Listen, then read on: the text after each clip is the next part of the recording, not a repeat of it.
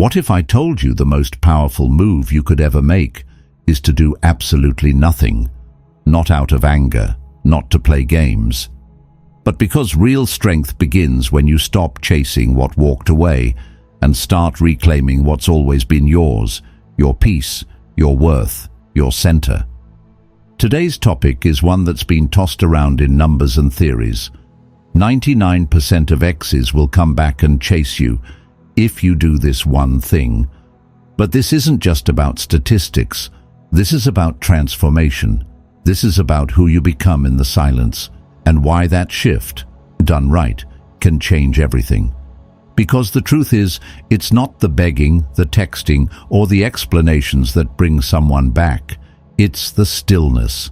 The kind of stillness that says, I'm not waiting, I'm growing. If you're ready to stop reacting and start rising, then you're in the right place. Welcome to Stoic Station. Be sure to like this video, subscribe to the channel, and let's walk this path of strength and clarity together. They say 30% to 65% of exes come back.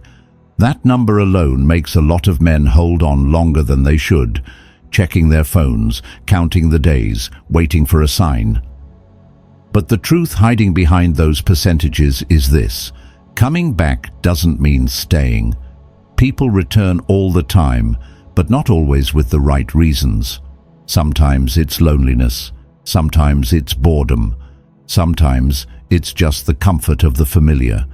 Rarely is it because they've truly done the work to be different.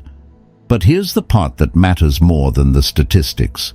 You don't need everyone to come back. You don't even need most people to come back. You need the right one to wake up, the one who sees the man you've become, not just the one you were.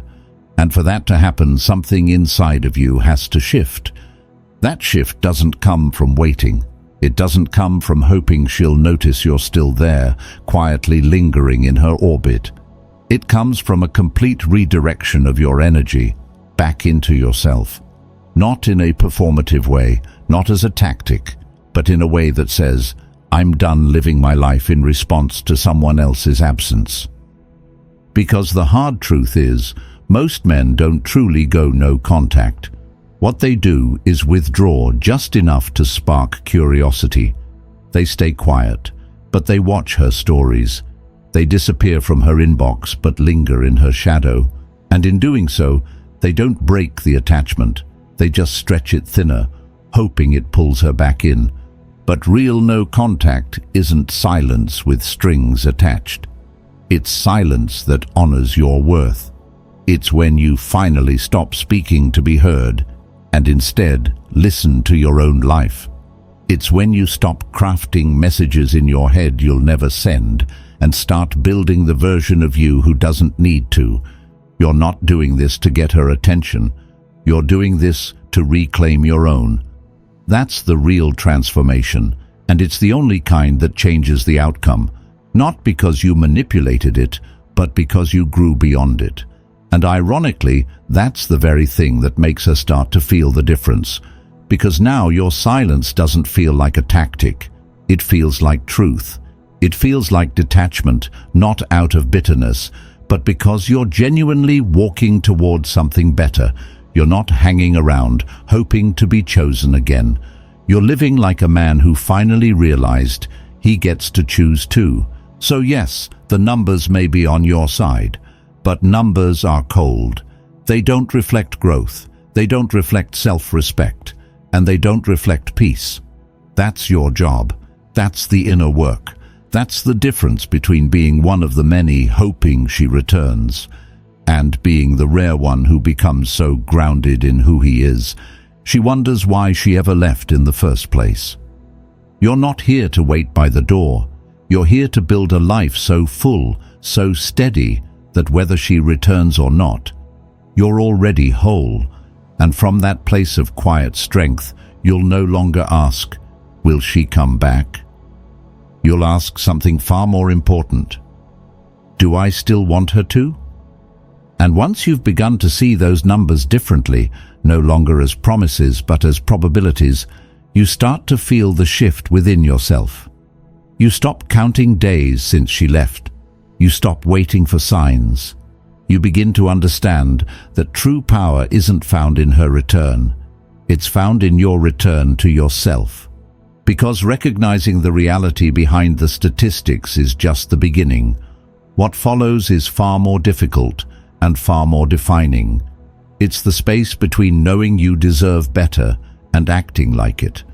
It's the silence between letting go and being okay with what fills that silence. This is where most men falter, not because they lack awareness, but because they fear stillness. They fear that doing nothing will mean losing everything. But in truth, it's in doing nothing that you begin to reclaim everything: your energy, your dignity, your center. And that's where the path continues, beyond the data, beyond the waiting, into a place few are willing to go, but where everything finally begins to shift in your favor, not through effort, but through presence. Not through reaction, but through restraint. Not through chasing, but through choosing to be still. Now let's talk about what that stillness actually looks like and why it's the most powerful move you'll ever make. There's something strangely difficult about doing nothing, especially when your heart is breaking. When someone you love walks away, silence feels unnatural. Every instinct tells you to reach out, say something, fix it, prove your worth. But in those moments, the man who does nothing is not weak. He is disciplined, and that discipline speaks louder than any message ever could. Most men confuse reaction with courage. They believe that fighting for love means persistence. That action, any action, is better than sitting still. But when someone has already chosen to leave, when they've closed the door on the life you once shared, doing nothing isn't apathy. It's respect. For her space, for your dignity, for the truth that begging won't bring back what's already broken. You're not ignoring her to punish her. You're simply choosing not to chase someone who's already shown you where they stand. And that, right there, is the point most men miss.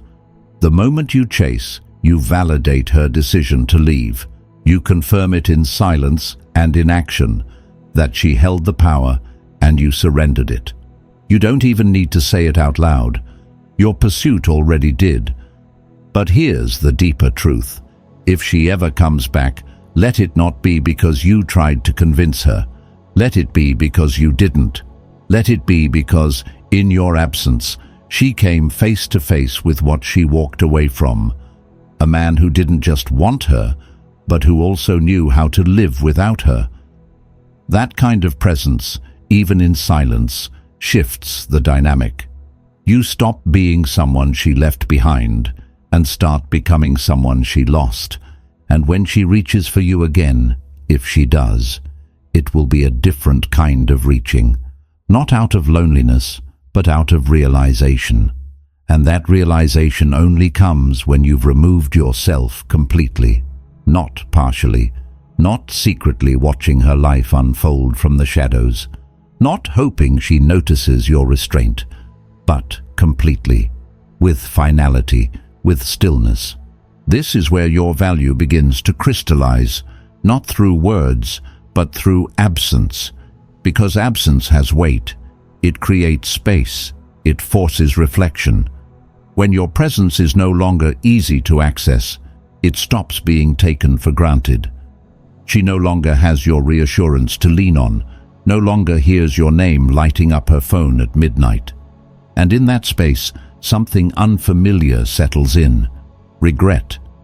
You see, chasing someone who didn't choose you doesn't just lower your value in their eyes, it slowly erodes your belief in yourself.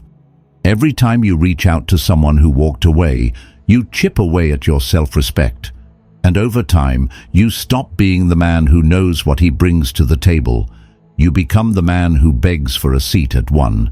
That's why doing nothing is not passive. It's powerful. It's the quiet declaration that you don't need to prove yourself to someone who's already seen your heart and still walked away. It's standing in the storm of rejection and choosing not to flinch, That doesn't mean you're numb. It means you've decided to protect your peace more than you crave her presence. If you showed up fully in the relationship, if you loved well, gave with honesty, and stood in integrity, then let her feel the loss of that. Let her sit with what she dismissed. It's like this. If a company fires Elon Musk, who do you think suffers? Not Elon. The loss is theirs. The same principle applies here. If she let go of something rare, let her carry that decision. And if she never realizes it, that's okay. Because you weren't silent to win her back. You were silent to rebuild yourself. And from that rebuilt foundation, someone else, someone who doesn't need to lose you to value you, will see exactly what she missed. That's the power of doing nothing. It's not the absence of effort, it's the presence of self-worth.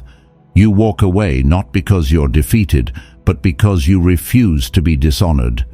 And in that silence, something beautiful begins to emerge. A life that no longer revolves around someone else's recognition, but around your own. Of all the things I've learned, both from experience and from listening to the stories of men who've walked this same path, the most powerful lesson is this. You don't get your power back by chasing closure, clarity, or even a second chance. You get it back by choosing yourself, fully and without apology. The statistics are real. They give just enough hope to make us hesitate. 30 to 65% of exes do return. But if you pause and really think about it, you'll see the truth. That number doesn't promise love. It just promises a cycle. And cycles are easy to repeat when we don't change who we are inside of them. What you need isn't someone to come back. What you need is to become the man who's no longer waiting to be revalidated by the person who walked away. That shift is subtle at first. It begins with small acts of self-respect, ignoring the urge to text, choosing to go to the gym instead of checking her social media, breathing through the silence instead of filling it with desperate noise. And then one day, the silence no longer feels like punishment. It feels like peace. That's the moment things change.